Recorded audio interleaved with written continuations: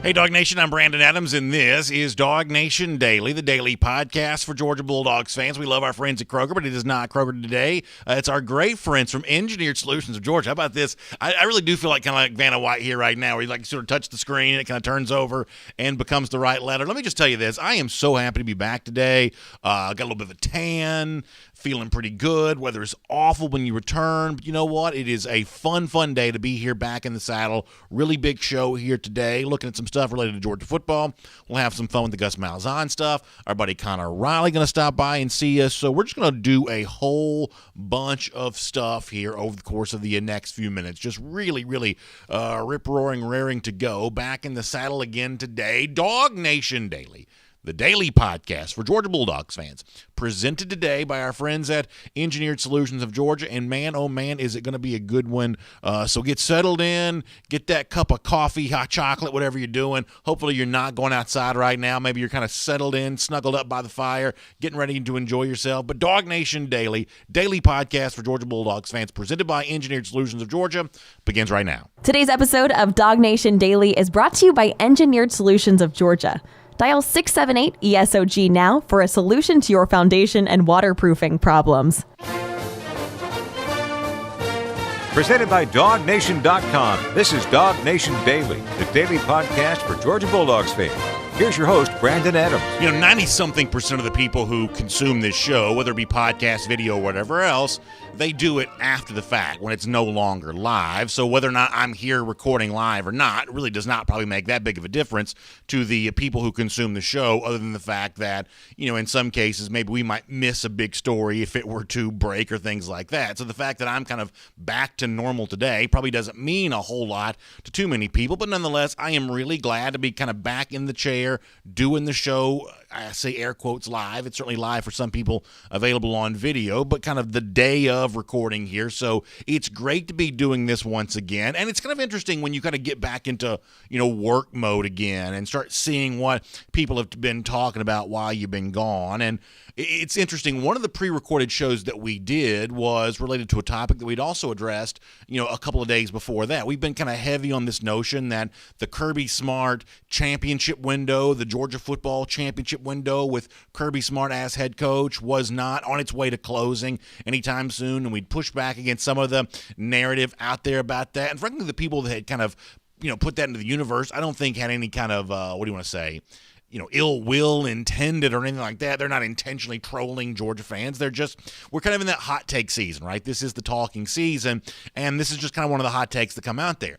But I do think it's fair to point out that our attempt to push back on this was not related to, hey, you got to have something to talk about. You might as well talk about this. It's not really related to that, because I do think establishing the proper narrative around Georgia football makes the decisions that are made within the program easier to make. For instance, if you really were in a situation where your championship window was about to close, then obviously you'd make very different decisions if you were a little earlier in the time frame than that. We see this in professional sports all the time. The notion of if you're win now, I'm a big baseball fan, Major League Baseball, the win now teams are trading prospects. They've got, really good guys in the minor leagues, but they'll trade them, they'll package them together to get an older veteran player, maybe more expensive, because they want to win now. And teams that don't have that win now mindset are a little bit more future oriented. So kind of how you view yourself within your own kind of personal time frame does matter. It matters with your decision making. And so when we say on this show that, listen, the championship window for Georgia isn't closing anytime soon,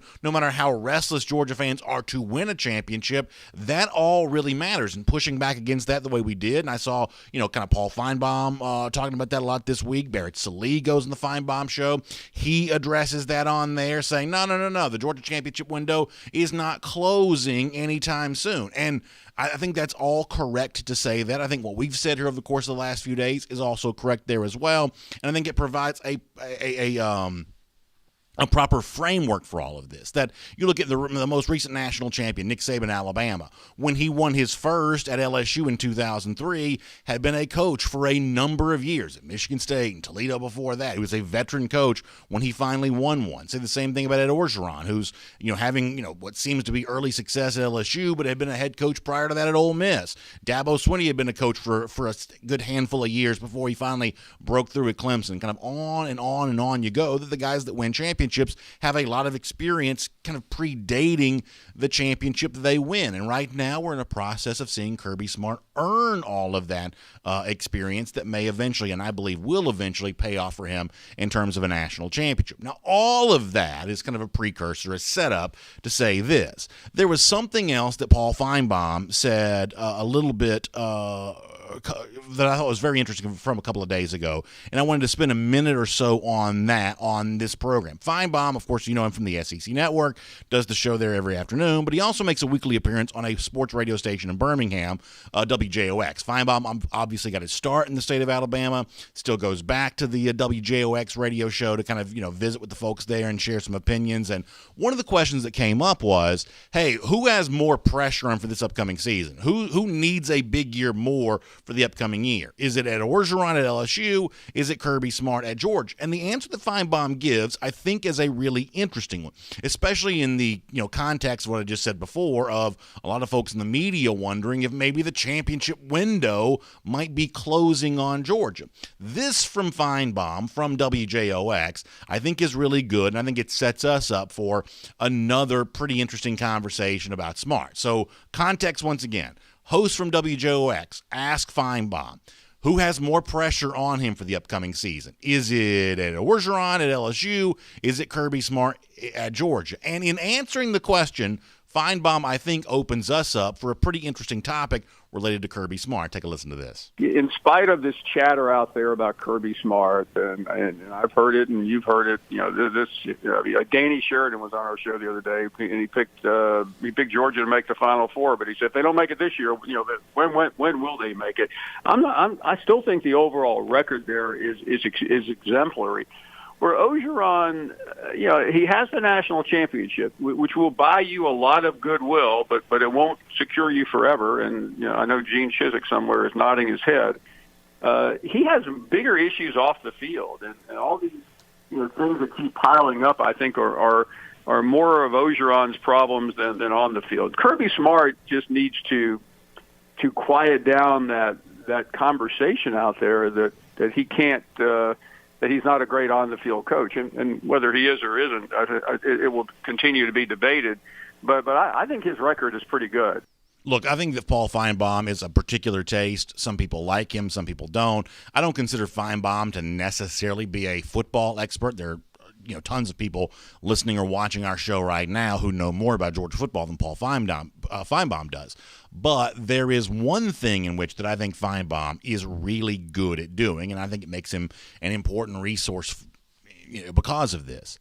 He is really good at reflecting common opinion. He hears from callers. He has producers who are paying attention to websites like ours, message boards, things like that. And there's this cataloging of common opinion. Here's what fans think. Here's what, folks who are not Georgia fans think about Kirby Smart. And Finebaum kind of becomes a repository for all these opinions and then a little bit of a reflection of that kind of stuff. So what you hear from Finebaum there is kind of the first cousin to the championship window for Georgia is closing. Championship window for Georgia is closing.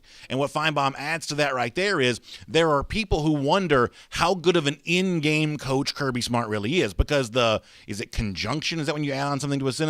The conjunction to a sentence of, hey, the Georgia championship window is closing, and Kirby Smart has made some decisions in some people's mind over the course of the last few years that have reduced Georgia's chances of winning a national championship. The Kirby's got all this talent. Nobody questions his ability to be a recruiter. Nobody doubts any of that kind of stuff. But can he actually make the decisions during a game that can actually lead and make it more likely that Georgia wins a game? Whether you agree with that or not, whether you believe that or not, most of us, I think, could say that, yes, that is a conversation that has happened around Kirby Smart. That is the most common criticism of Smart that we've seen over the course of these last couple of years. And you can cite lots of examples, lots of instances.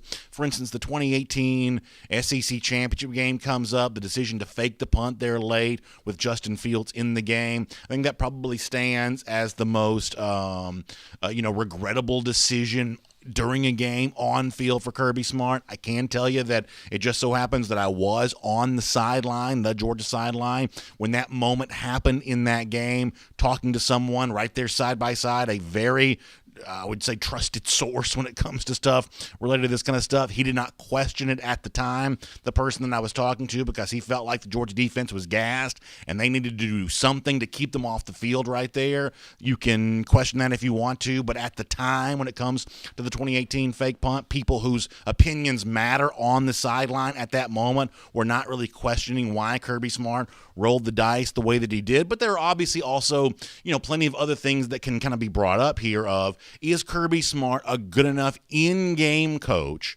to utilize the talent that he's had and get Georgia over the hump, whether the championship window is going to exist for 5 more years, 10 more years, however much. Can Kirby Smart make the in-game coaching decisions? Can he push the right buttons? Can he pull the right levers to make winning more likely for Georgia? And I certainly think that's a fair conversation to be had.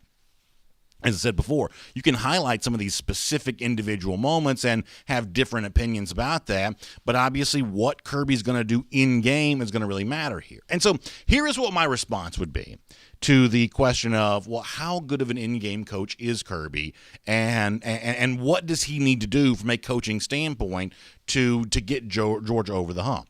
This is one of those things where I think sometimes we kind of overrate the decisions that coaches make, because luck obviously plays a big part of what happens in football. As Finebaum pointed out there, with Ed Orgeron, who won a national championship in 2019, Gene Chizik, who won one in 2010. You can cite other examples maybe through the years that, not every coach who wins a national championship ends up in retrospect looking like one of the greatest coaches of all time. Sometimes things just sort of happen to fall your way and you kind of end up in the right spot. But when you have as much talent as Georgia has had, currently has, will have, as far into the future as we can see, when you have that much talent, obviously you're supposed to have the big wins that go along with that. So what should then Kirby Smart do from a coaching standpoint to make those wins more likely? To me, it simply comes down to this. Because when it comes to individual decisions of, should you pass, should you run, should you, call timeout, should you not, there's always going to be room for debate on all sides. But the one overarching philosophy that I'd love to see Smart employ, and maybe we do see some examples of this starting to creep in more and more into the Georgia coaching mindset, obviously led by Smart. When you've got the best talent, when you are young in your coaching career with many years in the future ahead of you, when your championship window is as wide open as Georgia's is right now, all the more reason to be as aggressive as possible. As a fan of this team, not a former player, not a coach, not an expert in that sense, but just someone who watches this stuff closely, who covers it on this show, who cheers for it in my free time, just someone who just is fully immersed in this topic.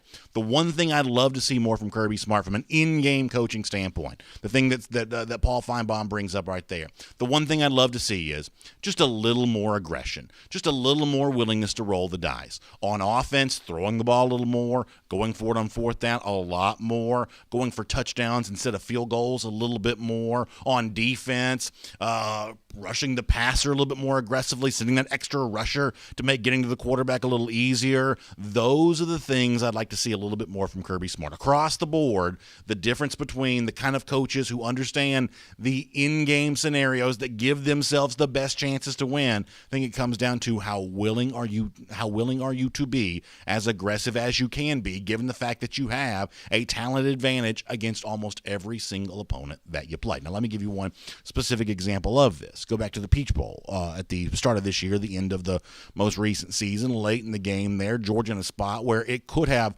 gone for it on fourth down, chose to not do that, chose to punt instead. Now, it all worked out for Georgia. Georgia got the stop that it needed and eventually got the win in that game. But when Smart was asked about the decision to not be aggressive, not go for it on fourth down, punt instead, put the ball in the hand, or should say, put the game in the hands of your defense to get the ball back, you can listen to Smart in that post-game press conference and see an example of the way in which he kind of wrestles with that idea of what do you do in moments like that. Maybe this is kind of what Paul Finebaum had in mind when he said what he said a moment ago. Let me let you hear Kirby Smart on the idea of the decisions that get made in key moments during a game. Yeah, I probably agree with you, Chip. I mean, it's one of those that looking back, you still got the timeouts. You still got an opportunity to stop them. So it's one of those, I felt good to get it. We had gone for some fourth downs earlier that were probably longer than that even. I always believe if you've got momentum and stopping people, and defensively, I don't know how many 3-and-outs we had or felt like we had momentum back. And we have a history here of, we call it get the ball back for a minute. We got to stop them to get the ball back. And I felt confident we could stop them with our timeouts. But looking back, maybe we should have gone for it there. So listen, I think that's pretty good from Kirby Smart. It's certainly very honest and seemingly introspective that, hey, I thought this, but maybe we should have done that. The truth is, who really knows? Specific in-game decisions are always going to be open for debate on both sides, especially kind of from the Monday morning quarterback position of, I saw how the play worked out, and retrospectively, here's what should have been done different. That's always going to be a little bit of a fool's errand. But the overarching program philosophy of just the need to be more aggressive, I do think that would serve Kirby Smart well. Not because the championship window is about to close, but because it's going to remain open for so long that Kirby's got the luxury to be as aggressive as he wants to be, especially with the better talent, which Kirby Smart almost always will have. All of those things, in my mind, are an invitation to be more aggressive on both sides of the ball. And if Georgia really does push itself in that direction, then this idea of winning championships, I think that could closely follow behind that. My name's Brandon Adams, and this is DawgNation Daily, the daily podcast for Georgia Bulldogs fans. We are presented today by Engineered Solutions of Georgia, and we are glad to have you with us, no matter how you get to us today, live on video. And we're happy to be back live on video again today on Facebook, YouTube, Twitter, on Twitch. We're all the various video platforms. Happy to be on all of them. The podcast platforms as well. Radio with our friends in Athens on Athens Sports Radio 960 The Ref. And happy to have you with us too. Of course, our friends at Engineered Solutions of Georgia. They make all of this possible. Really, really good folks doing serious work when it comes to your foundation issues, your waterproofing problems. A lot of rain in our area the last few days. That means you see evidence of water creeping in. Basement, crawl space, everything that goes along with that. That can be a nerve-wracking thing for a homeowner because it can also lead to those foundation issues as well. Those cracks that show up in your foundation, you don't want to let that go without being seen about. That's why Engineered Solutions of Georgia is such an important resource for you to be aware of. ESOG, proud partner of UGA, makes them fun to do business with. They've been good friends of ours here at DawgNation Daily for a long time as well. So make the decision to reach out to Engineered Solutions of Georgia and find out the solutions they can offer you for your foundation waterproofing problems. They got 2 full-time engineers on staff, really smart folks. They're also really easy to get in touch with. Simply find them by calling this number. Dial 678-ESOG now. That's 678-ESOG now, and that'll get you in touch with our friends at Engineered Solutions of Georgia. All right, we've got Connor Riley here coming up in a moment. We're going to kind of catch up on all the things that have been going on around DawgNation while I have been away here over the course of the last couple of days, so I'm looking forward to doing that. Before that, though, let's go around the doghouse here today, and this is not necessarily Georgia-related, but it is certainly relevant for Georgia fans. The big news around college football yesterday, and it just so happens I was in Orlando actually when this kind of came down. A lot of UCF gear kind of came out of the woodworks yesterday. The Knights have hired former Auburn coach Gus Malzahn as their head coach. And the immediate narrative that kind of seemed to appear on social media about this was, oh my gosh, Tennessee should have hired Gus Malzahn instead of Josh Heupel. I totally agree with that. I'd said forever that Tennessee should have probably hired Gus Malzahn. Well, even before we realized that Heupel was going to be their guy, we even kind of joked about that when Auburn and Tennessee played this past season, that maybe these two schools should just switch coaching staffs and maybe both fan bases would be a little bit happier. But it was interesting the way in which all of this seemingly connected. The Tennessee story with Heupel and the Gus Malzahn story there at UCF. However, I think an even bigger issue for now is not what Malzahn at UCF means for Tennessee, knowing they could have had him and instead took the old UCF coach instead. I think this is a very big issue for Auburn. I think this is a very big deal for Auburn.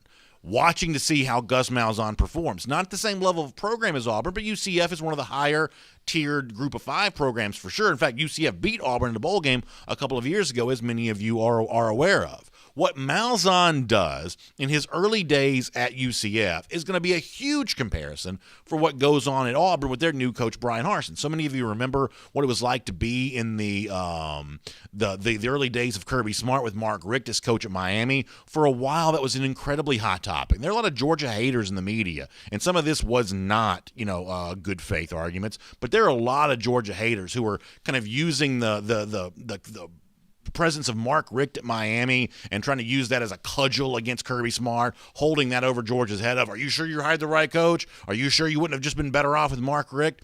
That was a very tense time for a while as Kirby was losing some games there in 2016, and Rick was there at Miami. Now, it's all worked out the way that it's supposed to. Rick seems happy in retirement. Kirby's obviously doing big things at UGA, but that was a touchy subject for a lot of Georgia fans there for a while.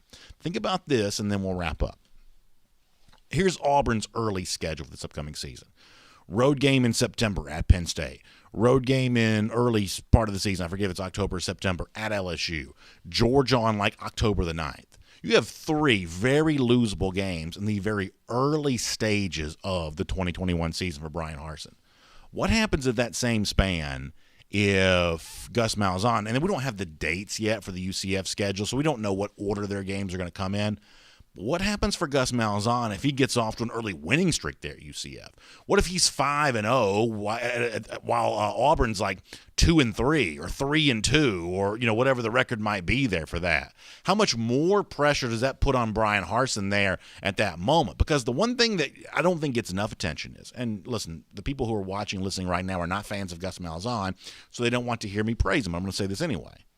Malzahn had become really good at something that has also become really hard to do in college football. Malzahn had a little bit of a recipe for being Nick Saban. Did so in 2019, did so in 2017, did so in 2013. Malzahn had a handful of wins head-to-head against Nick Saban, and that's a guy that Auburn has chose to move out the door. Well, now Malzahn pretty quickly got himself a new job. And what goes on for Malzahn there in Orlando compared to whatever happens for the new coaching staff there in Auburn, you better believe that Auburn fans are going to be paying attention on both sides of that. That is Around the Doghouse.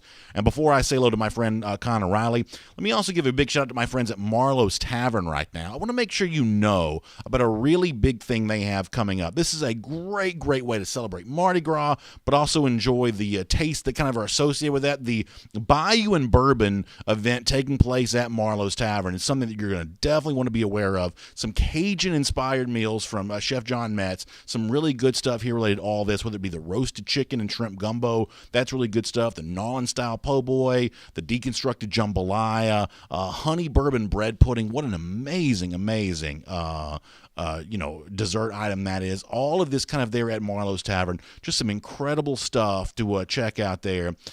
Just really, really a fun way to celebrate that Mardi Gras season with our friends there at Marlowe's Tavern. Just go to marlowestavern.com to find out all the really fun menu items they're doing, all the stuff that Chef John Metz has planned for all of this.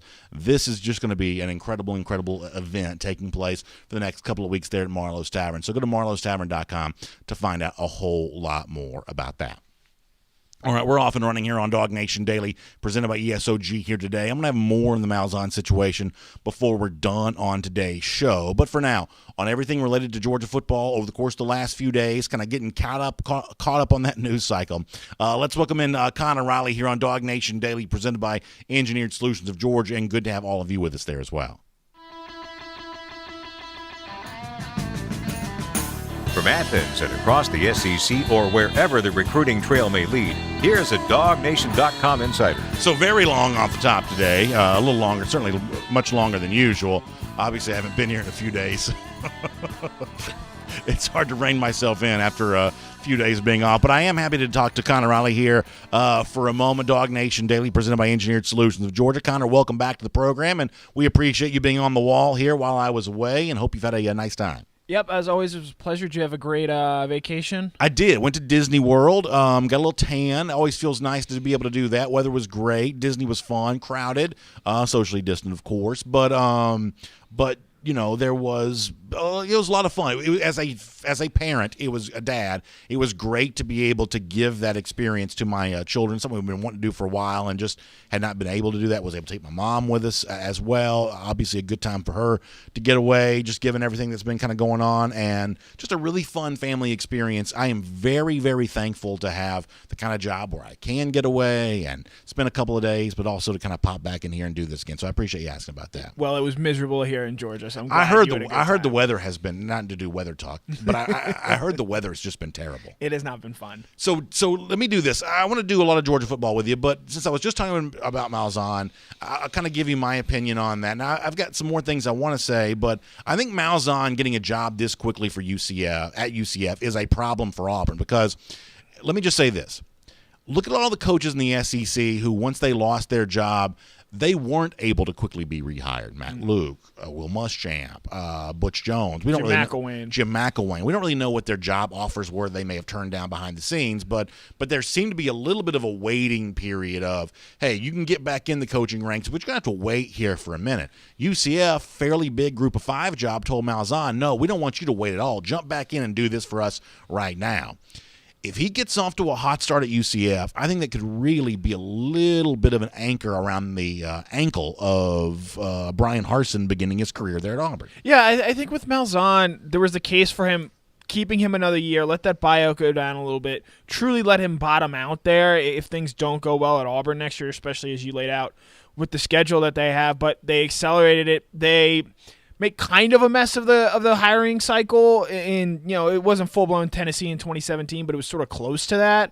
And then you end up with a guy in Brian Harsin kind of out of nowhere, a guy who I think could be a good head coach. But as you laid out, he already had a lot of pressure on him to win early, to have success there early.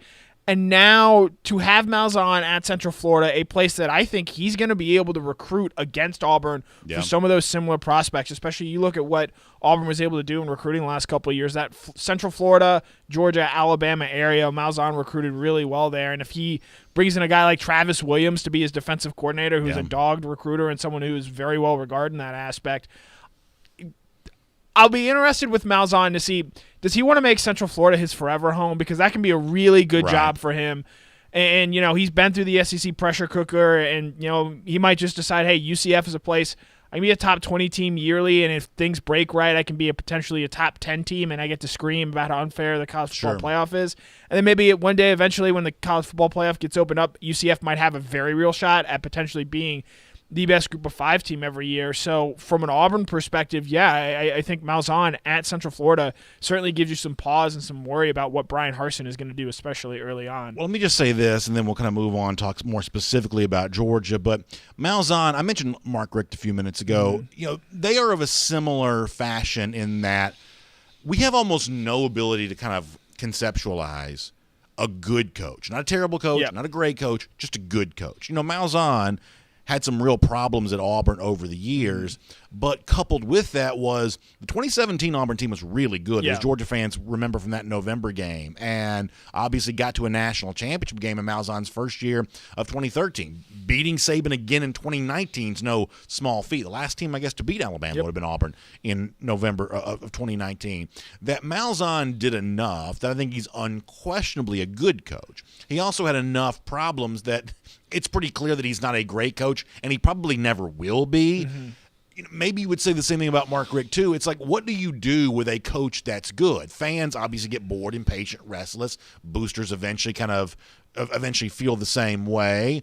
But it's almost like we have no tolerance in college football for a coach that's just good. Not great, not terrible, just good. But eventually we treat good coaches as if they were terrible. Yeah, unless you're Kirk Ferentz at Iowa, I really don't know how you – and he's – I believe the longest tenured college football coach right now, at least at the Power 5 level. Gary Patterson probably similarly at TCU, unless you're a true legend at that school that is just so much saved up and you're not really a true blue blood or you can't really consider yourself to be one. It's hard to get to that just, hey, you're just a good coach. You might have some really great years, but consistently you are not the Nick Saban, Dabo Swinney, maybe even Ryan Day, Lincoln Riley, Kirby Smart, if you want to put that tier together. So with Malzahn, Central Florida, for what we just said and what we laid out with him there, it's not exactly an easy job either. People weren't thrilled with Josh Heupel, and I know there's been some people poking fun at the comment of he was asked, do you think you're ready for this job, just given, it's funny because of Auburn and the pressure that was there, but if things don't go well for Malzahn at UCF early on, they're not going to be happy with him, and it might be like an Auburn situation all over again for him. Yeah, let's just say this, because he was asked during the press conference, Malzahn was, hey, are you ready for the pressure cooker of being at UCF? And my response to that would be the paper of record that covers Auburn football, AL.com, reported that Malzahn's defensive coordinator had been a part of a coup attempt to take the head coaching job from Malzahn at Auburn. This was not like message board rumor. This was like AL.com, like double byline story or whatever. And this was like a very serious news report that Malzahn had been the near victim of an act of espionage or whatever you call it, sabotage by his own defensive coordinator. So the notion that Malzahn hasn't dealt with like professional, job pressure, I think is pretty funny. Yeah, I'll be really interested to see how Malzahn ends up doing, especially we talked about Auburn a little bit, and you mentioned Tennessee. If Josh Heupel struggles at Tennessee, just given he came from Central Florida and Malzahn does well early, I mean, I don't want to say Central Florida is a better job than Tennessee, but with the allegations and potential violations that Tennessee is facing, maybe in this hiring cycle, Central Florida was a better job than Tennessee was. Yeah, you may very well be right about that. Let me move on to Georgia football here for a moment. And I was away, didn't get a chance to react to this, but this is one of those things, sometimes weird things kind of push my buttons. Have you ever gotten your car booted in Athens? No. Okay, so obviously this happens to Demetrius Robertson. I guess we're calling him still a current Georgia wide receiver. He is officially back on the 2021 team. There you go. The whole, car booting phenomenon. I've dealt with this more in the Atlanta side of things and the Athens side of things. This is one of those things that we have so many different political persuasions that watch and listen to our show. So many different people from so many different walks of life. Can we all come together about the absolute conspiracy against humanity that car booting is? I just find this whole thing, if you really want to see a window into the worst parts of human nature, the fact that we even allow these predatory booting and towing companies just to operate with just complete and total immunity, I find this to be so objectionable. Yeah, I won't lie. I've got my fair share of parking tickets from UGA Parking Services. I've said some unkind things about them in the past. It's just one of those things that, I guess it looks worse in print than it actually is. I guess it's technically a felony because it's government property or whatever. But, I mean, if you want to get up in arms about a parking boot getting removed, I mean, go ahead.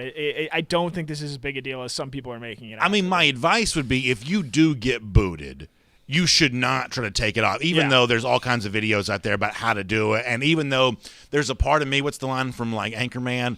I'm not mad. I'm actually impressed. I'm actually kind of impressed that he did this. Talking about Demetrius Robertson, the Georgia wide receiver. My advice to you would be not to do this yourself because it can obviously lead to a serious charge. And even if the serious charge gets pled down, that's the right verb tense, right? Pled down. It's still going to be a huge hassle to kind of go through all of that. But the fact that for anybody who wants to kind of go out in downtown Athens, listen, at this stage of my life, I go out one time a year. Certainly in Atlanta. There used to be places in Buckhead where there'd be the boot companies with the binoculars out just watching for anybody to even take one step off a parking lot. And they were just flying over and booting cars. And I've seen these boot people say some of the worst, most objectionable things. Just the whole thing is just absolutely. I think the word to describe this whole scenario is just annoying. It's annoying when you get a boot on your car. It's annoying that they do it. It's annoying how you have to handle it. It's annoying that this turned into a point of contention. And I'm sure it's annoying for Demetrius Robertson that he now has to deal with this. But as a society, we should fight back against the boots. Look, don't take the boot off your car, but let's band together as a society and let's fight. Call back. your legislators and ask them what they're doing about boots. Because that's exactly right. So what else has been going on in Georgia football since I've been away? Not a whole lot. It's probably been about as dead can be for as long as I can remember on this beat. Trayshawn Miller is a name to know. A cornerback prospect from West Virginia. He announced he's going into the transfer portal. Knowing, and I wrote a story about this today, knowing what we know about how Georgia has targeted players in the transfer portal in the past, he fits a lot of what Georgia has liked before. Power 5 starter. I believe he's a graduate. He's a redshirt senior, so he's only got 1 year of eligibility.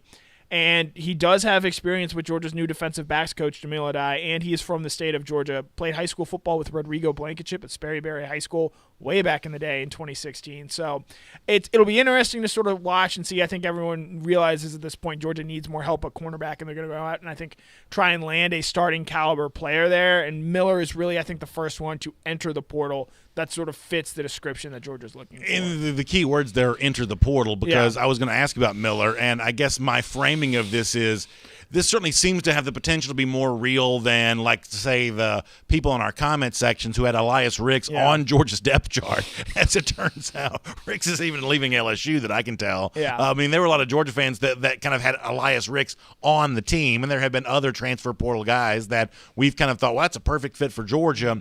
Obviously, there's a lot about Miller here that seems like a perfect fit. Veteran player for a defense that played really well a year ago, who knows the Georgia coaching staff. Obviously, the new defensive backs coach. Is this as real as it seems like it could be? Yeah, I think you can say that. I will also, to caution against that, Georgia doesn't need to rush here. They can wait because they're already at the 83-man scholarship limit, and no one's coming on to play spring practice right now. Like, the earliest they're going to get here is June and July. So you have that time. You have that ability to wait. And Miller could be a very good cornerback. I have no doubts about that at Georgia. But somebody better might come along, later on after spring practice. So I think with these openings in this transfer portal, Kirby Smart has referenced time and time again that he doesn't want to use it liberally. He doesn't want to use it as a way, say, Jeff Collins or Dan Mullen have used it in recent years. Yeah. He wants to use it if there's, one or two things that he didn't really predict or see happening, and Tyreek Stevenson, I think, leaving is an example of that. He wants to use it as a need-based way to improve this team. I would say Georgia has a need at cornerback right now, so it's certainly something to keep your eye on over the next coming months. But I would also be okay, and this is, I guess, where I like sort of the fan opinion kind of comes into this. I mean, I would have no problem with Georgia bringing in Miller, but if we're on August the 15th and Georgia never brought anybody in, I'd kind of be okay with that too. I mean, I think there's something to be said for Georgia has recruited like crazy. These guys have, a lack of experience. And listen, if Georgia goes to bat with an inexperienced secondary, there'll probably be some problems associated with that. But I don't think they're necessarily the kind of problems that would prevent Georgia from winning a national championship.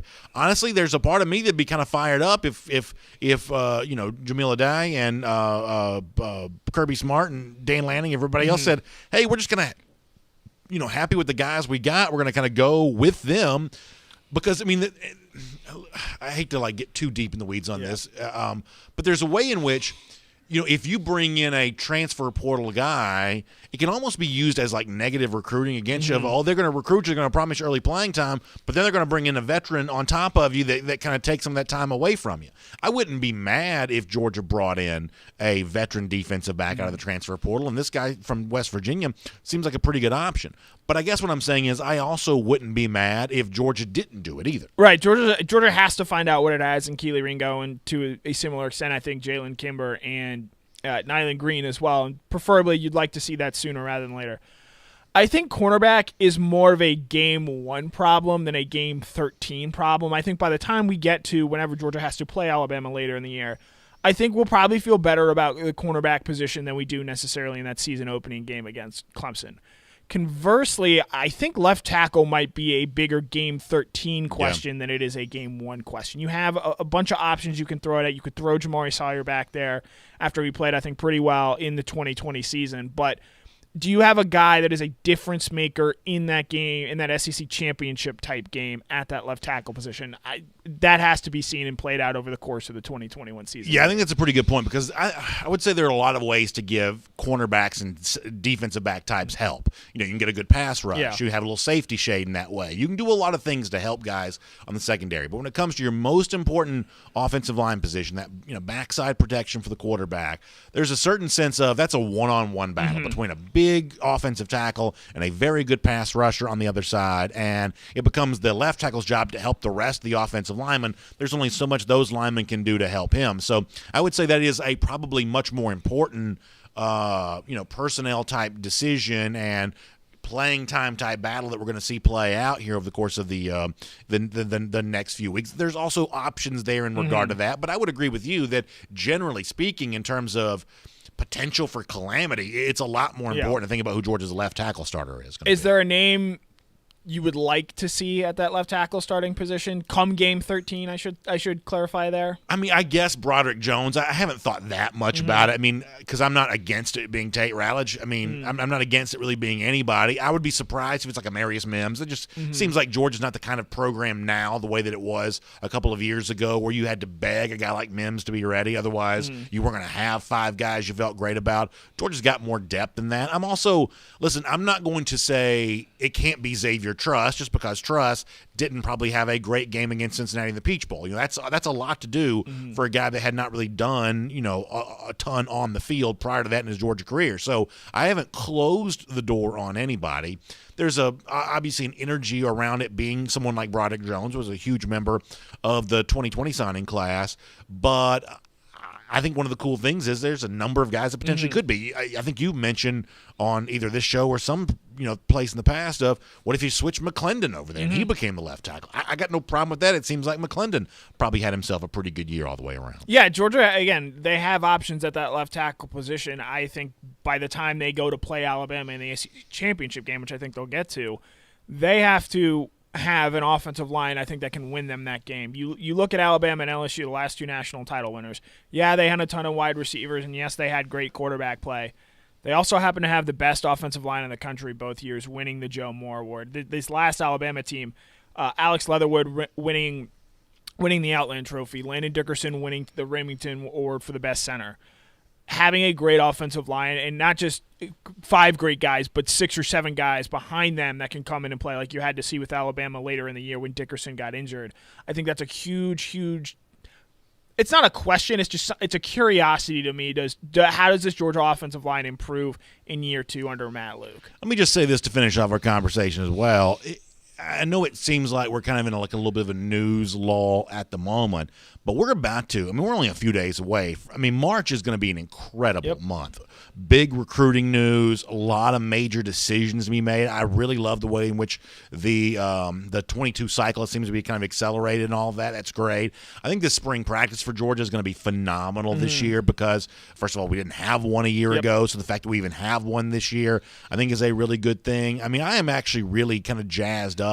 And by the way, the major, we don't do a ton of this on this show, but the fact that we're going to have what seems to be a full spring sports schedule. The Lady Dogs are like a 3 seed in the women's tournament, which, like I said, that's not, huge fodder for our show necessarily, but the outlook for UGA fans for this upcoming spring is so much better than it was a year ago. So I can tolerate a week in which maybe it seems like not that much stuff happened because we are so close to so much happening. 2021 is really hitting the ground running within the next couple of weeks. Yeah, I was out celebrating with 2 friends who happened to share the same birthday, Cole and Audrey. Shout out to you guys.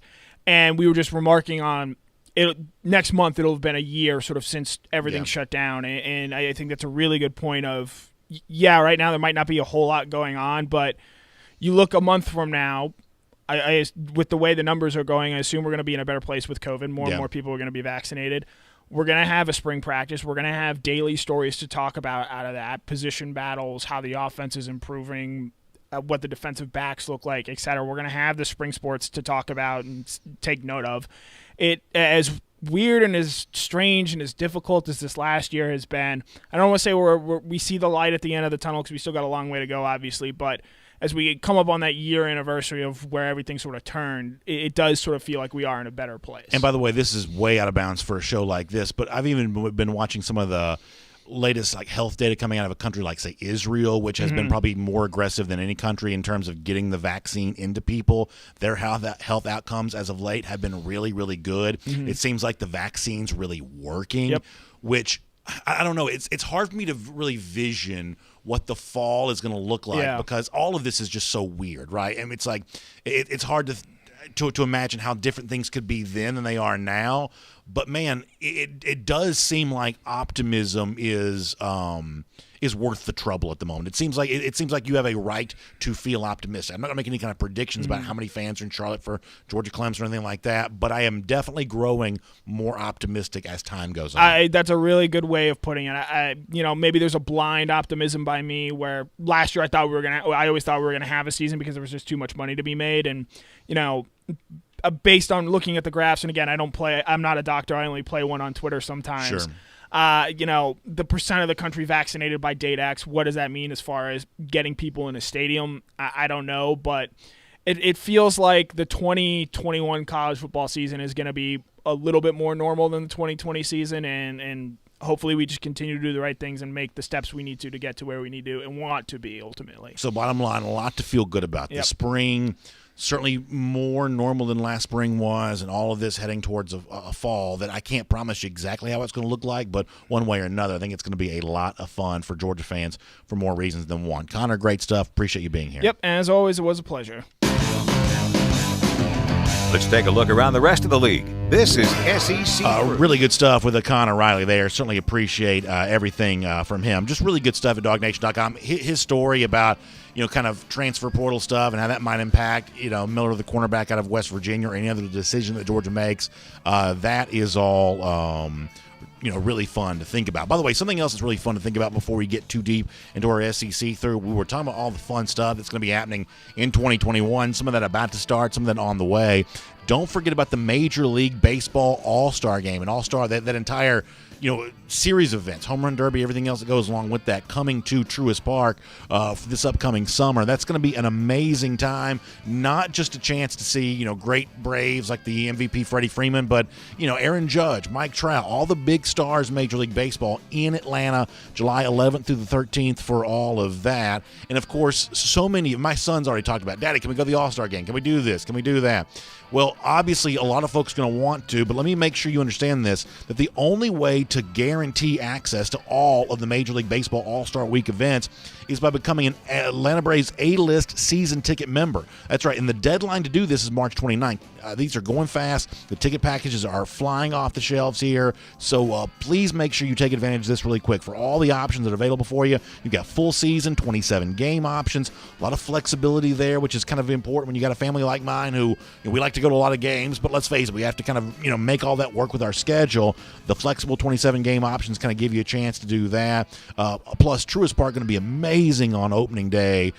Fans kind of being welcomed back here. It's just going to be an incredible time, all leading to the All-Star Game at Truist Park. How much fun is the batter going to be for all of that and all the fun that goes along with that? It's July 11th through the 13th. All-Star Week is coming to Atlanta. So to secure your opportunity to be there and to be a part of the great things that are going to be going on with the Braves here this season, go to Braves.com/A-list. Braves.com/A-list, and a membership representative will kind of reach out to you and kind of talk you through all the options you have available to you. But don't miss the Major League Baseball All-Star Game coming to Truist Park in Atlanta later on this year. Incredible stuff here as we head towards the summer. All right, a little bit more on the Gus Malzahn thing here as part of the SEC through. As I said before, a lot of folks were kind of fixated on the Tennessee part of this of, oh man, Tennessee maybe should have hired Gus Malzahn. I believe they should have, but I think this is a bigger problem for Auburn because of the potential comparison that it brings about. As I said early in the show, that when Richt was at Miami and Kirby was getting going at Georgia, every loss that Kirby took and suffered that first year became worse, knowing that in the early stages, Richt was having some success there at Miami. It became a very hot, touchy subject. Eventually, Kirby won enough that people forgot they ever even had that debate.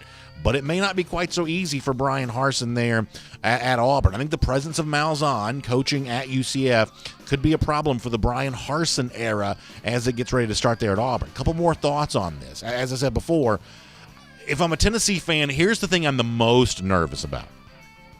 That if you really look at what a lot of folks are saying about the opportunity Malzahn has there at UCF, one of the things that a lot of people are citing is the fact that UCF recruiting has slipped a little bit over the course of the last couple of years. For instance, bringing in very few players from that central Florida area, which my question would be, what are we doing here? I thought the whole point of being at UCF was that you're right there in Orlando and that, fertile soil with, like Lake City and Ocala and all those places where it's, Apopka, all those places where you have a chance to kind of, get some good players. Apparently UCF hadn't been doing that too much the last couple of years. Well, who was the coach for all of that? Well, that was Josh Heupel, who's now at Tennessee. If you couldn't recruit the state of Florida while you're at UCF, how are you going to recruit at a place like Knoxville, Tennessee, which has a lot less geographic proximity to big-time players? I think there's a chance, y'all, that the Heupel era at Tennessee is just an absolute disaster. And if this is an absolute disaster over the, closely coupled to what happened with Jeremy Pruitt, what happened with Butch Jones before that, what happened with Derek Dooley before that, if it's another disastrous hire on the heels of all the other disastrous hires, then yes, eventually I do think the Tennessee program will have eroded to kind of an irreparable point. A lot of folks wonder, well, is Tennessee still a good job? Is Tennessee still a top 25 job? Is Tennessee still a big-time program? I don't think the door has been closed on Tennessee still being a major contender in the SEC because they got big bucks. They do have history and tradition. That logo still means something. But that's not a forever situation. You can do enough over the course of enough years to erode the brand value you once had. I'm not saying it's happened yet for Tennessee, but if the Heupel hire goes as bad as I think it could, then eventually we're kind of getting to that point. Then let me say one more thing about this as well. There was a lot of attention paid yesterday to, I don't even know who it was. Danny White's the athletic director at Tennessee now, so I'm not even sure who it was that said this, that UCF's got the best coach in the state of Florida right now. And a lot of folks took this as, that's UCF taking a shot at Dan Mullen at Florida. Ha, ha, ha, ha. Funny trolling by the Knights. But here's my question, and I mean this in total sincerity. What is the argument for saying that Dan Mullen is a better coach than Gus Malzahn? I've always been fascinated by this, that Mullen gets treated like a great coach, Gus Malzahn gets treated like a mediocre subpar coach, but what is the evidence to support Mullen being a better coach than Malzahn? Malzahn had a winning record against Mullen when they were head-to-head there with Malzahn at Auburn and Mullen at Mississippi State. Yes, Mullen won a division at Florida this past year, but Malzahn won, 2 divisions as head coach there at Auburn? Kind of on and on you go. Malzahn played for a national championship. Dan Mullen watched one on TV. The deeper you get into all of this, the argument in favor of Malzahn's coaching credentials in comparison to Dan Mullen's, I think almost all of those favor Malzahn. Now, I'd be surprised if Malzahn has more success at UCF, just given the situation that's in place there. I'd be surprised if he has more success there than what Mullen has already enjoyed at Florida. But the notion that Mullen has some sort of track record list of credentials that make him a better coach than Dan Mullen, if that's true, I'm not really sure what those would be. We'll make that your SEC through. And today, for our golden shoe, which we give out each and every day here, it's part of our Gator Hater roll call. I'm going to slightly break with traditional protocol. I'm going to give a shout-out to all the folks who wished me birthday wishes on Twitter the other day. So many of you are very nice to do that. Not even sure how that information leaked out, but it was my birthday over the course of the time while I was gone, and so many of you reached out on Twitter to say some very nice things, and I certainly appreciate that. That was a really cool thing to wake up to there on, I guess it would have been Friday that I celebrated my birthday. So thank you all very much for that. Really appreciate that. And so my, I guess, reciprocation to all that is to make all of you the golden shoe winner here today. Great to be back in the saddle here on DawgNation Daily, presented by Engineered Solutions of Georgia. As we said before, really looking ahead to the days to come, including October the 30th, 2021, when Georgia goes back to Jacksonville, get some revenge against those lousy, stinking Gators. How about Gatorator Countdown? That'll happen in 256 days. We'll see you tomorrow, everybody. DawgNation Daily, presented by ESOG. And on video, time now for our R.S. Andrews cool down. And man, oh man, have I missed doing this. Getting a chance to talk to each of you here about your thoughts about Georgia football. And I hope all of you are having a great day. Really appreciate you being here. Hugh Nash says, how about all of us that kept the magic happening on DawgNation while you were gone? I'm glad to know that. I'm happy that y'all have fun.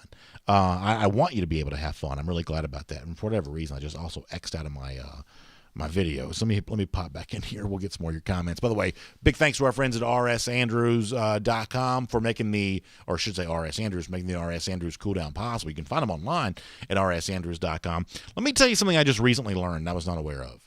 Do you know what the RS stands for in RS Andrews? Rapid service. Isn't that cool? I learned this. I didn't know this. The RS in RS Andrews stands for rapid service. What that means is they show up quickly.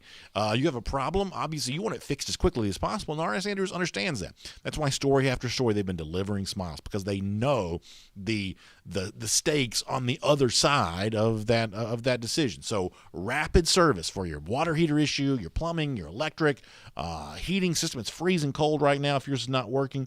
You want to make sure that's all taken care of. So trust my friends at RS Andrews. The RS stands for rapid service. We all learn something new every day, and that's what I've learned newly for today. So find them out online at rsandrews.com.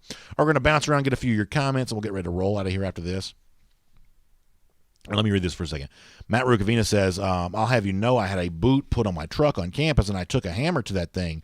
Righteous rebellion against the tyranny of the boot. Yeah, so I will never advise anyone to manipulate, damage, do anything to something that's not your property, and the boot is not your property. So I can't obviously condone doing anything to a property like that, but the notion of it being righteous rebellion, I tell you, this has always been like a really hot button issue for me. In fact, remember was it Britt McHenry? Was that her name? The ESPN gal who like just absolutely laid waste to the parking attendant.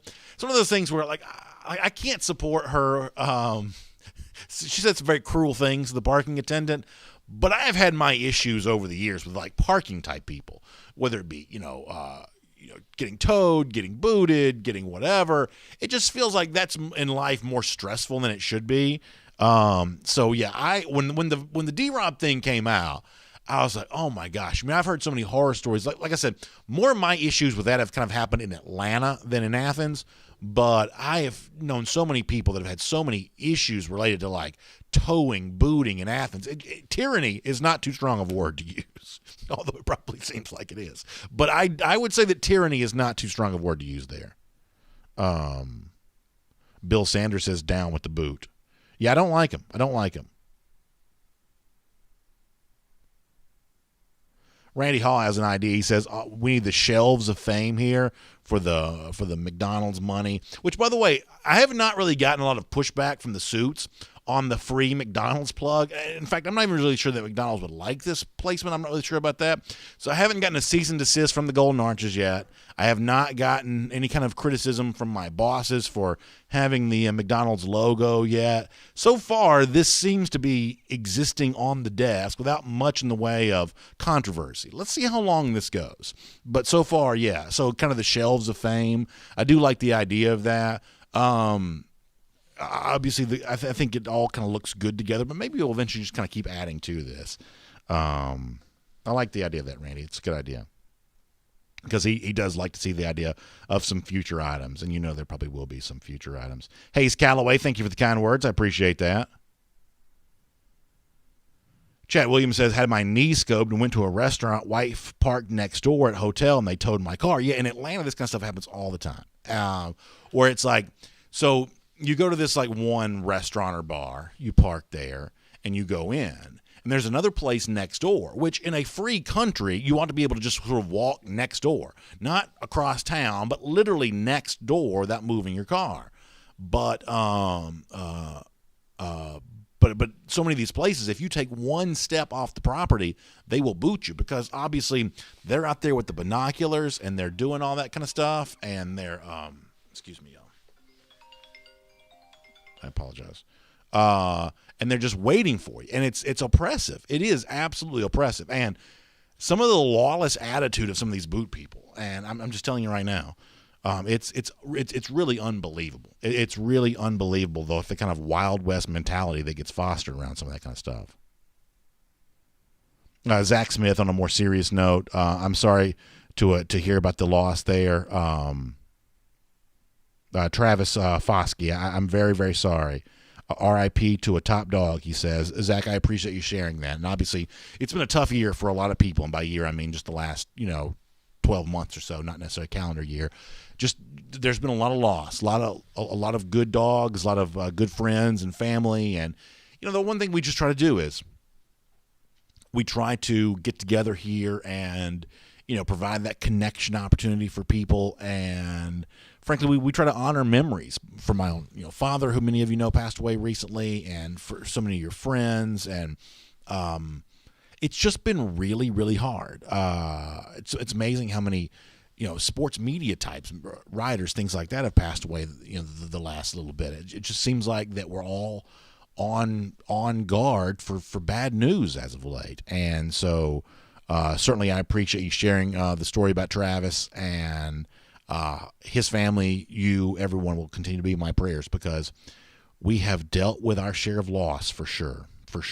So hopefully we provide this show as a way of providing comfort to people who may be going through a hard time, because in an audience the size of ours, There's going to be some people over here that are having the time of their lives at this particular moment. There are going to be other people who will find themselves in a very different situation. Professional stuff has been tough for a lot of people this past year.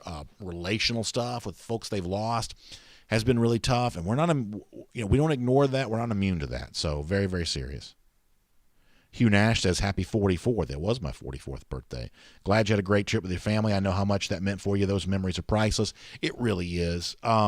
It's one of those things where, like, for us, it was a little bit of a financial stretch to do this right now. My wife and I have a very tight budget, to be completely frank.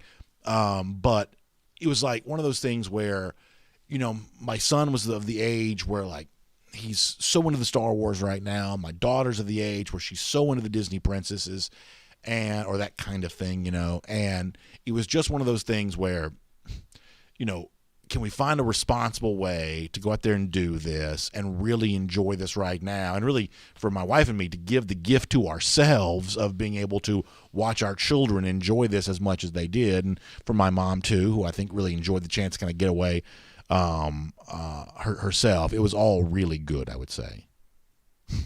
Daniel Aldrich says, I didn't know I was just 25 years old. Yeah, I appreciate that.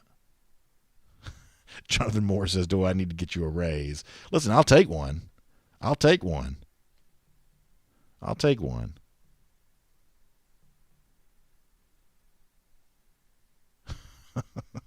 Chad Williams, funny. All right, let me do some YouTube comments here for a second.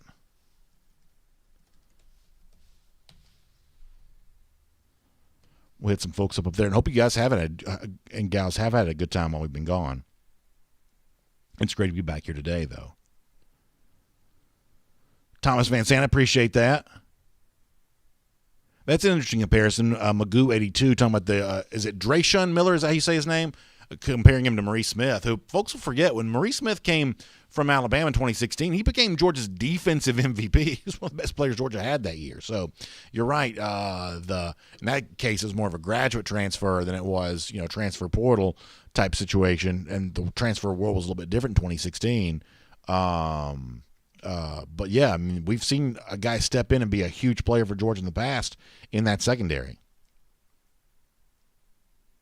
Green Soldier says, and by the way, I'm going to read his comment, but I thought about this when I was in Disney, and maybe this was intentional, maybe it was not. I'd never thought about this before. Our buddy Green Soldier, obviously a great member of our fighting forces, armed services, but at Toy Story Land at Disney World, they have the Green Soldiers, right? The ones like everybody had that when they were a kid, like little plastic army figures or whatever. And they came marching by in the parade, and I was like, "Oh, they're the Green Soldiers." And I thought, "Wait a second, maybe that's where a Green Soldier got his handle from." But either way, I thought about our buddy Green Soldier while I was at YouTube. But he says, "Let me say that again." I thought about our buddy Green Soldier from YouTube while I was at Disney World because I saw the Green Soldiers, walking by from the parade. Anyway. Green Soldier says, on paper, Dan Mullen has nothing on Gus on paper. Gus' 2017 season was better than Mullen's best team so far in 2020. Mullen just is the new hot thing for whatever reason. I totally agree with that. And I agree with the kind of, for whatever reason, tag there at the end. I think some of, like what Malzahn dealt with at Auburn was probably just a little bit unfair in some respects. I think that Mullen has been overpraised for really, frankly, very little. And so y'all know I'm not a Mullen fan, but I've always thought it was weird that we've, kind of collectively from a, kind of a opinion set in college football kind of treated Malzahn one way, treated Mullen another way. As the Green Soldier points out, from a credentialing standpoint, Malzahn probably has the better credentials. Morgan Forrest says, couple questions. The West Virginia defensive back, what's the current outlook? What is Carson Beck progression? So we don't have a lot of official, this is where things stand with Georgia in pursuit of anybody in the transfer portal. That kind of stuff is just not typically very public, but there are a lot of reasons I think there could be a connection there. I'll invite you to read Connor Riley's piece at DawgNation.com for what maybe could happen there, using the past as a track record on some of that kind of stuff. And as far as Carson Beck goes, I think the fact that we have gotten so little news on Beck is, to a degree, news in and of itself. I expect Beck to be a big competitor for the chance to be the primary backup behind JT Daniels this upcoming season. And frankly, that could be a really coveted spot to be in. If Georgia plays a 12-game schedule, you have a lot of chances for big leads, more opportunities for a backup quarterback to play in 2021 than maybe Georgia has had the last couple of seasons, and that could be a real springboard for what might happen in 2022. For instance, just look at what happened for Mac Jones, who was in a great spot as Tua's backup in 2020, and lo and behold, he's one of the SEC's best single-season quarterbacks a year later. So being the backup at Georgia for this upcoming season would be a really big thing, and I would say that that Beck has a chance to do that. But I would say the overall, impression of Beck, how folks within the Georgia program feel about Carson, and I haven't just heard very much about that. That's been pretty quiet all the way around. So it could mean nothing, it could mean everything, it could mean whatever, but it seems like things around the Beck front have been fairly quiet. So Green Soldier did say that was the meme around his name. Yeah, because my mom asked me when the soldiers marched by in the parade, she says, what are those? I said, those are the green soldiers. I said, every kid I had those. I had all those. The one guy's holding the M16 over his head like that. And the one guy's got the, whatever you call it, the artillery thing, he's kind of dropping the, one guy's crawling on his stomach. Those are all those green soldiers. And when I was explaining to my mom what the green soldiers were, I was like, wait a second, I guess that is where Green Soldier maybe got his name. So that's really good. I'm happy to know that. I also know many of your real names as well, and I typically don't reveal aliases on the show very much, but that's good. Yes.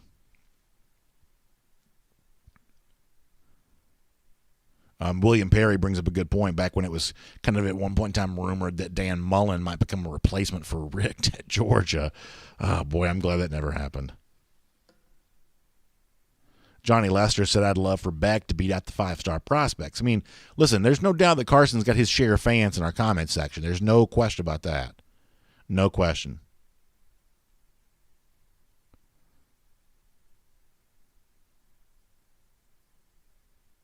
What else is going on? Jacob Thompson says just from an extra year in the program, Beck would have to be the backup. So kind of favoring the experience that he's gotten. It could very well be true.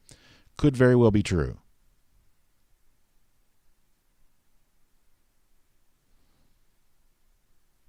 Morgan Forrest looking forward to Gunnar Stockton's senior year coming up in Rabun County. I can't wait to see that. Good coaching staff there, good program, and a fun chance to watch a future dog do some things. Randy Hall says, I'm on the chortle portal. No, I like the idea, but that's kind of a good phrasing there. I like that.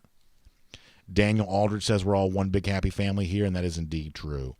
Let's do a couple more here.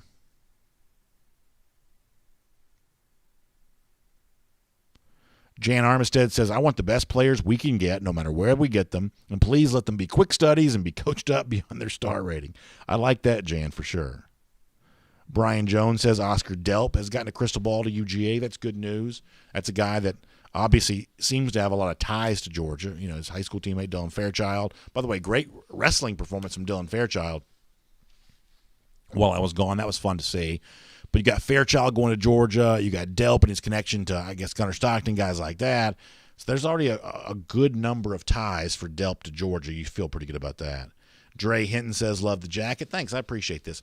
The one thing about this pullover, I don't wear it on the show very much because if you listen, there's a lot of that kind of that swishy stuff going on with this, but it's very comfortable on a day like this for sure. So I appreciate that. Appreciate that. Hugh Nash. Hugh, I'm not reading that comment. Hugh, that is not a kind thing to say. Our buddy Shelton Tucker's probably laughing at that too, because I think Shelton likes having fun with y'all. I think he likes playing the villain on here. Tennille Calvino, thank you for the kind words. I really appreciate that, Tennille. Thank you very much. We're going to get ready to go. Calvin Sanders, that's a funny thing. It would be something if UCF and Malzahn ever get a chance to play Tennessee in a bowl game. That'd be pretty something. Johnny Lester says, do you think the schedules will hold this year or change to conference only like last year?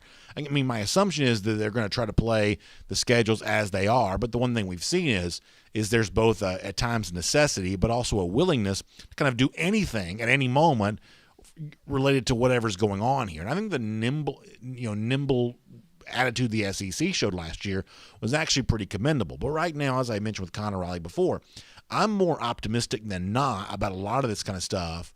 I just think that, things seem to be heading in a slightly better direction. Probably not as fast as I want them to be. And, different parts of the country, I think, are dealing with different levels of frustration, but more good than bad right now. And so I am fairly optimistic that we get something that feels even more normal in 2021 than we got in 2020. Is it fully all the way normal? I don't know about that, but more normal than this past season was. West Georgia fan looking ahead to Georgia State over the Tigers. Is that Auburn? Does Georgia State play Auburn? That's kind of an interesting game. You got to be careful there because we saw what Georgia State did to Tennessee a couple of years ago.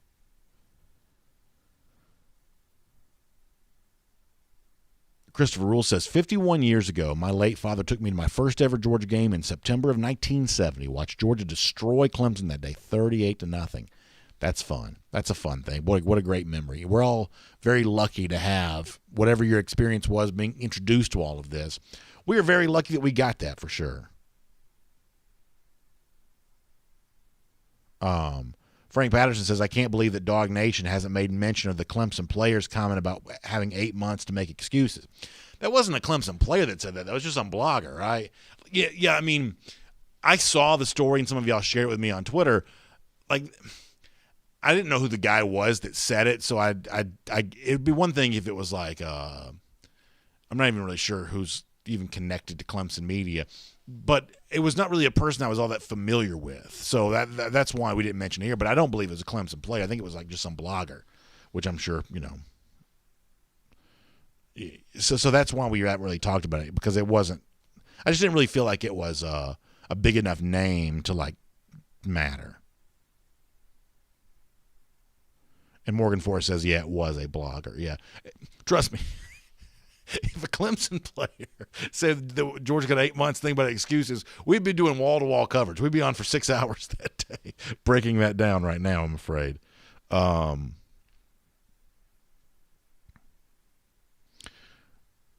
right, we're going to get ready to go here. James Bond says, give Vandy the boot and replace UCF. When I first read that comment, I had D-Rob on the brain. I was thinking about attaching a parking boot to Vanderbilt. I wouldn't mind doing that as well. I don't know that there are any two schools more opposite than UCF and Vandy, by the way. Like, they may be on, like, the polar opposite of, like, hoity-toity fancy private school and,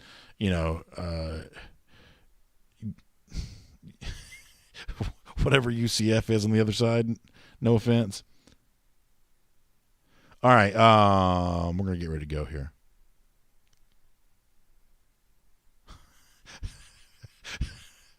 Some of y'all with some of these comments. But yes, Chris Garcia, I did see that. Kevin Green says, have they said anything about the number of fans allowed for G-Day? No, they have not. Kirby Smart was really careful the other day to say, but we know the date, April 17th, or whatever the Saturday is. I think it's 17th. But we don't yet know how many fans that's going to be. I mentioned this to, I think it was Mike Griffith last week. Not to get too deep in the weeds on this, but, in a normal situation, you don't have a full crowd for G-Day anyway. Now, Georgia has had full crowds before, but you don't always have a full crowd for G-Day. So from that standpoint, it seems easy to social distance. But my question would be is, like, how do you control who gets in and who does? And there's a little bit of a logistics issue of what used to be like just the gates were open. Anybody who wants to can come in. But there's a way in which if you have a limited capacity, that could get a little bit tricky. I guess they'll just do what they did in 2016, because I know folks got turned away back in 2016, the year of the original 93K. So maybe they just do the same thing again. All right. With that said, we're going to get ready to go.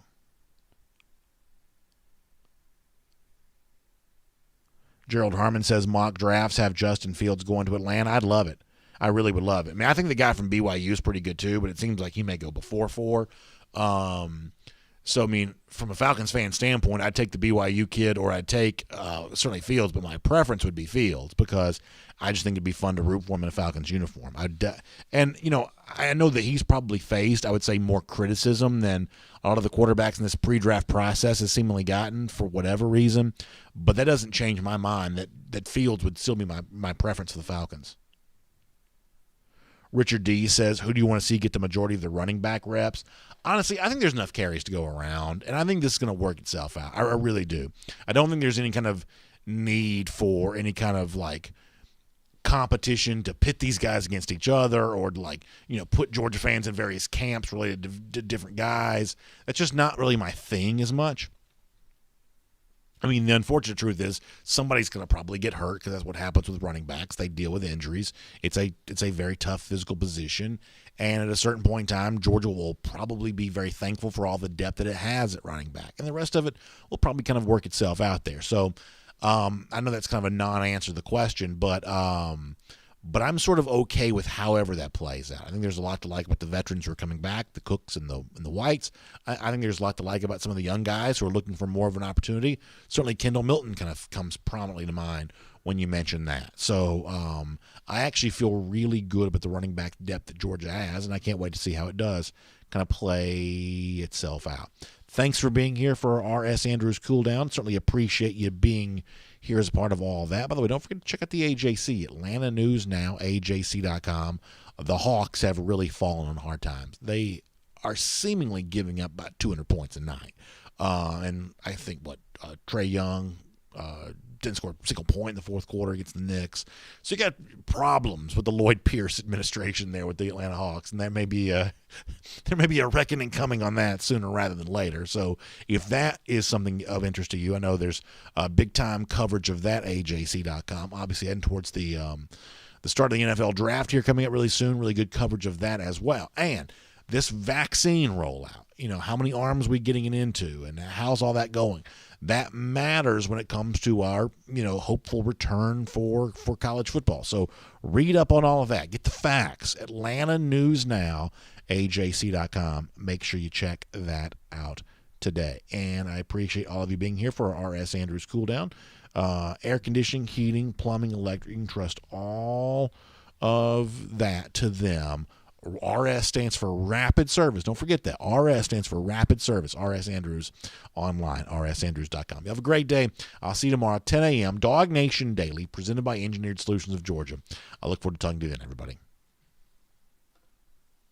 For more DawgNation videos, check out youtube.com/DawgNation.